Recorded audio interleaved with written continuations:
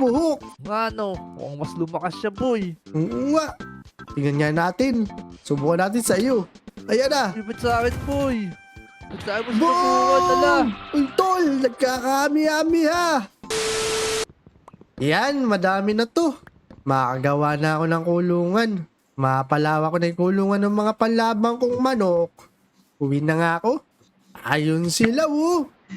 Kamusta mga manok? Okay ba kayo dyan? Kakakain nyo lang ah. Tingnan ko nga yung mga itlog nyo. Uy, mukhang malapit na tong mapisa. Onti na lang. Maganda lahi nito eh. Shih Tzu tsaka German Shepherd. Eka lang, yung mga panabong ko ba? Okay ba kayo dyan? Di kayo nag-aaway ah. Ayos. Teka lang, magkagabi na pala. Makatulong nga muna. Ay.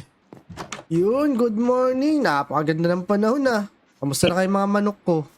Hala, what happened? Nasa yung mga manok ko? Bakit naging laman? Naging bird meat?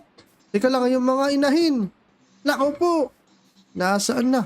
Oh no, pati yung mga itlog nawala. Isa rin natira. Sino kaya may gawa nito? Nasa kaya si RR? Tanungin niya natin si RR. RR! Saka ba? Uy, ayun. RR! Ay!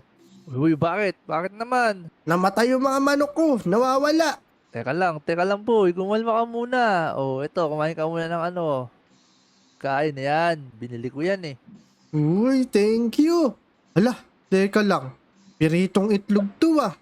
Tapos chicken joy.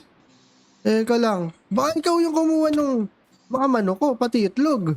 Uy, wala akong kinukuha boy ah, binili ko yan ah. Saan ka naman bumili nito? Doon sa may kabilang village. Sigurado ka ba? Oo, doon ko binili yun.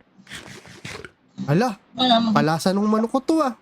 O baka ikaw ang kumain ng manok mo, alam mo yung lasaw eh.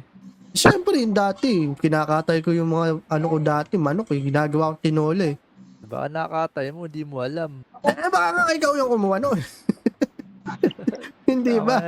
Tama na, manok. Hindi ako kumakawa